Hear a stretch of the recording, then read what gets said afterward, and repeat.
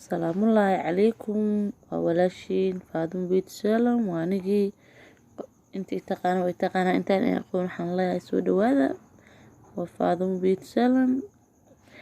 ان عاو حايدي وضع نقشة اسب سود هذا وشوعا حنفلين كود بقدونتين اصحاب تورنو لجوكتي ويكون مهتسينيهين جوجتان كودا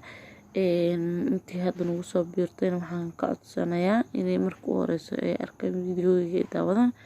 ay subscribe saaraan like commentiga share-ta maasha Allah